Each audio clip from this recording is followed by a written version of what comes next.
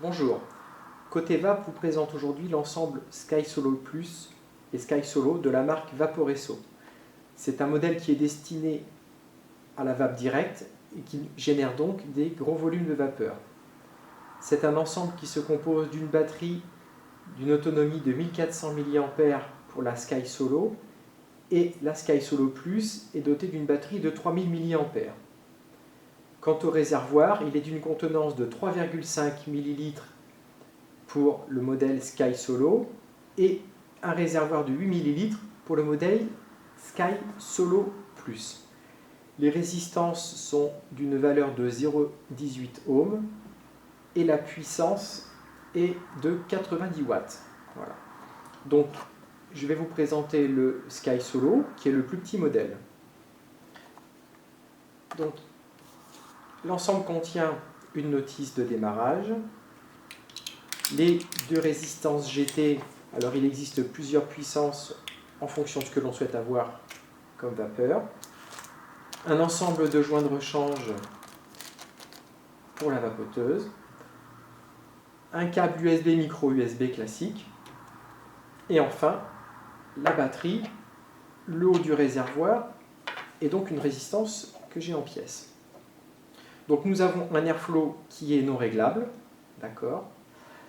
À savoir également qu'il est vraiment nécessaire d'utiliser un liquide dont le taux de glycérine est supérieur ou égal à 60%. Sinon, il peut y avoir un risque de fuite justement vers cet airflow. Voilà. Donc la batterie se recharge par le micro USB comme ceci. Pour l'allumer et l'éteindre, on appuie 3 fois sur le switch, 1, 2, 3, pour l'allumer et pour l'éteindre. Nous avons un indicateur de charge de la batterie. Lorsque la batterie est pleine, l'indicateur de lumineux est en vert, puis lorsqu'on est à demi-charge, il passe au bleu, et lorsque la batterie doit être rechargée, l'indicateur est rouge.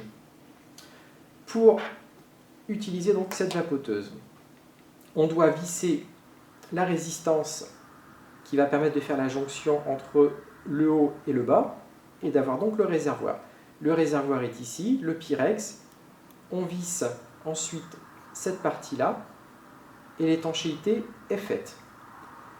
Pour faire le remplissage donc de la vapoteuse, on dévisse le drip tip, qui est un ensemble moulé avec le top cap, comme ceci, donc un joint. On se munit de notre flacon de liquide, on introduit l'embout sur le côté extérieur, donc dans la partie en forme de clair de lune, pas au milieu. On introduit l'embout, on fait le remplissage, donc on remplit au maximum, c'est-à-dire ce qui correspond au haut du Pyrex. Lorsque le plein est fait, on referme. Également, lorsque la résistance est neuve, on attend bien 5 à 10 minutes que le coton soit imbibé, et ensuite, c'est prêt à vapoter.